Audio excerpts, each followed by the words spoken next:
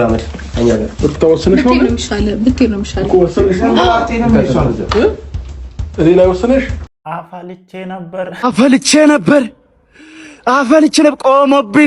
ቆሞብኝ ሩታ እኔ ላይ ወሰንሽ እና ላትወስን ነው እንዴ?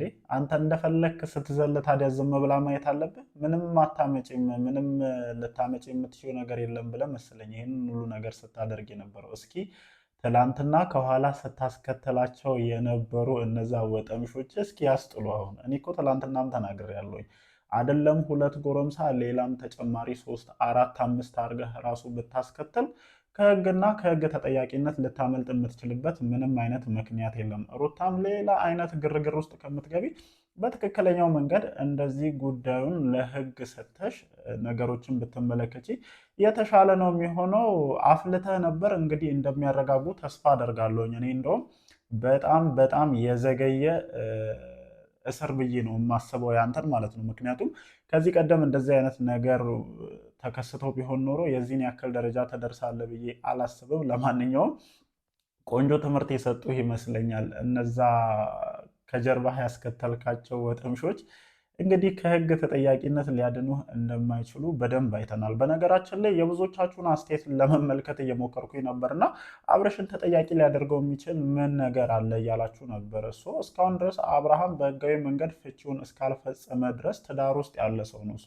ትዳር ውስጥ ያለ ሰው ደግሞ ከሌላ ሴት ጋር እንደዚህ አይነት ግንኙነት ውስጥ ሊገባበት የሚችልበት ምንም አይነት ሪዝንም ምክንያትም የለም። ስለዚህ አብርሃምን በህግ ሊያስጠይቁ የሚችሉ በጣም በርካታ ምክንያቶች አሉ። ኢቭን የሰሞኑ የደብረ ዘይት ጉዞ ራሱ በትክክል በህግ ሊያስጠይቀው ይችላልና ምናልባት ይሄ ነገር ግልጽ ያልሆነላችሁ ሰዎች ካላችሁ አብርሃም እስካሁን ድረስ ትዳር ውስጥ ያለ ሰው ነው። ከሩታ ጋር ህጋዊ የሆነ ፍቺ እስካልፈጸመ ድረስ ከሌላ ሴት ጋር ሊቀጥል የሚችልበት ምንም አይነት ምክንያት ስለሌለ ይሄ ነገር በትዳር ላይ መማገጥ ነው። ስለዚህ አብርሃምን በህግ ሊያስጠይቀው እንደሚችል ልታውቁ ይገባል ማለት ነው።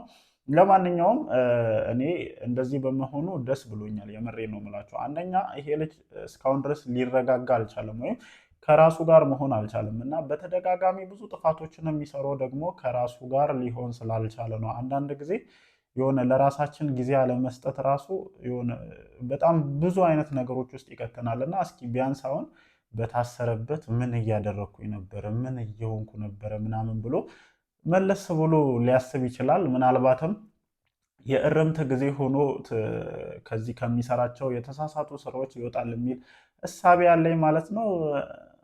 አብራችኋት ብትወስዱ ግን ጥሩ ነበረ።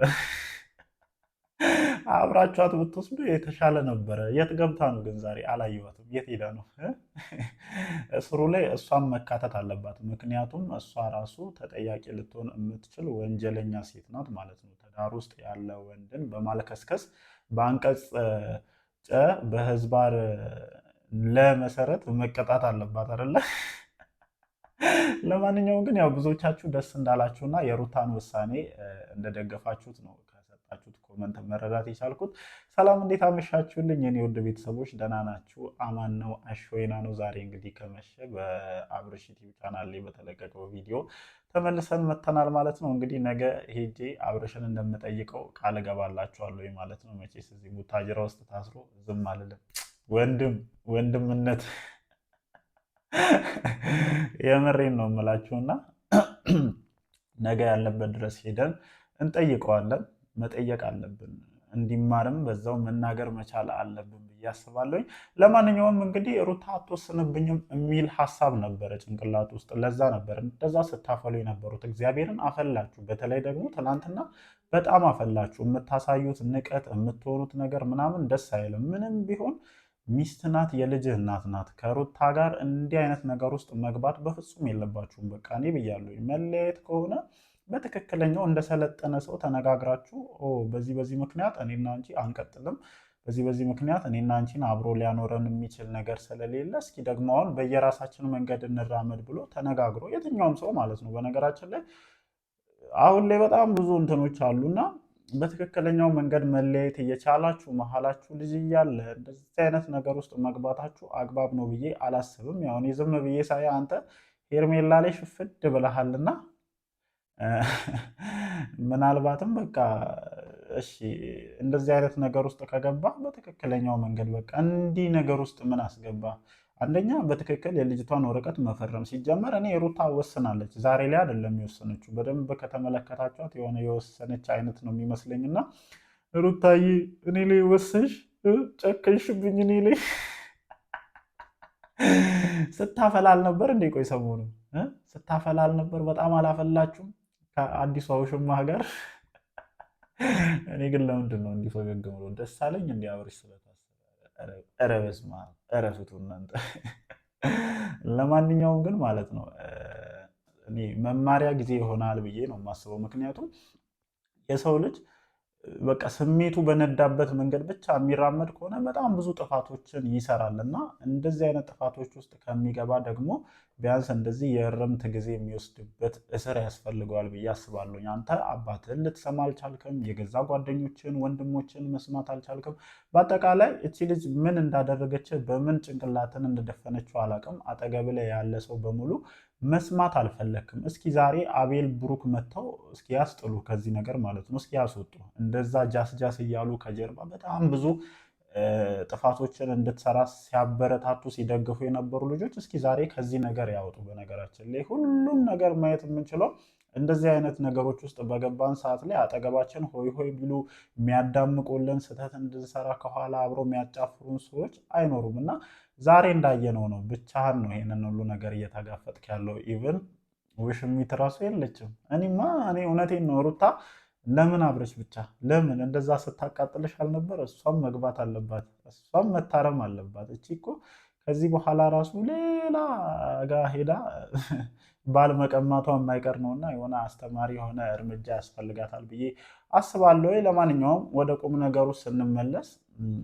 በእንደዚህ አይነት መንገድ መሄድሽን በጣም እደግፋለሁ።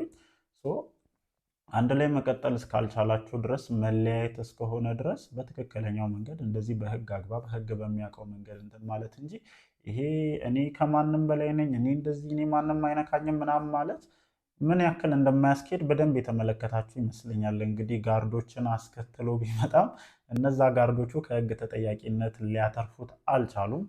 በትክክለኛውና አግባብ በሆነ መንገድ ሲኬድ መጨረሻው ይሄ ነው ሊሆን የሚችለው ማለት ነው። እንግዲህ እስኪ ምን ሊፈጠር እንደሚችል ደግሞ አብረን ለማየት እንሞክራለን። በእስር ቆይታ ተምረህ ወደ ራስህ ወደ ቀልብህ ተመልሰህ እየሄድክበት ያለው መንገድ ሙሉ በሙሉ ስህተት መሆኑን አረጋግጠህ የምትወጣበት ጊዜ እንዲሆንልህ እመኛለሁ። ጥሩ ትምህርት ይሰጠሃል ብዬ አስባለሁኝ። እንግዲህ የህግ አካላቶችም ከዛ ውጭ ያው በፍርድ ቤት የተያዘ ጉዳይ ነው።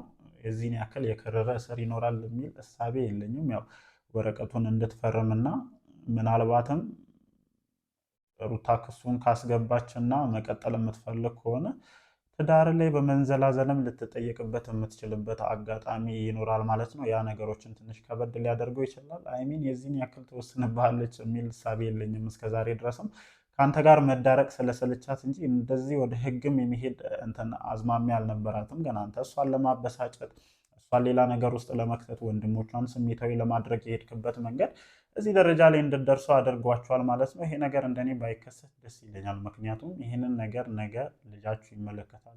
መልሳችሁ እናንተም ስትወት የሆነ በሰራችሁት ነገር የምታዝኑ ነው የሚመስለኝ እና ለዚህ ሁሉ ነገር ደግሞ ስትገፋፋት እንትን ስትላት የነበርከው አንተ እስከሆንክ ድረስ ያው ኃላፊነቱን የመውሰድ ግዴታ አለብህ ማለት ነው። ለማንኛውም እንደዚህ በህግ አግባብ መሄዱ ሌላ ተጨማሪ መጥፎ ነገሮች እንዳይከሰቱ ነው የሚያደርገው። አንዳንድ ጊዜ እንደዚህ የታሹ ነገሮች በጣም መጥፎ ናቸው። በነገራችን ላይ በዛ ላይ ብዙ ሰውን ስሜታዊ ያደርጋል እና በተለይ ሮቤል በጣም ስሜታዊ የሆነ ስለነበረ ሌላ መዘዝ ውስጥ እንዳትገቡ ሌላ ጸብ እንዳይፈጠር ምናምን እየሰጋው ነበረ። ቢያንስ አሁን በህግ መያዙ ነገሮችን ትንሽ በረድ ያደርጋል የሚል ሀሳብ አለኝ ማለት ነው። ብዙዎቻችሁ ግን ደስ ብሏችኋል። አብርሃም ምን ያክል እንዳቃጠላችሁን የተረዳሁት። እስኪ ደግሞ የሚፈጠሩትን ነገሮች አብረን ለማየት እንሞክራለን። ነገ አብርሃምን ጠይቀን እንዴት ነው ብለነው ምናምን አዲስ ነገር ካለም ይዘንላችሁ እንመጣለን። እወዳችኋለሁ። ይመቻችሁ።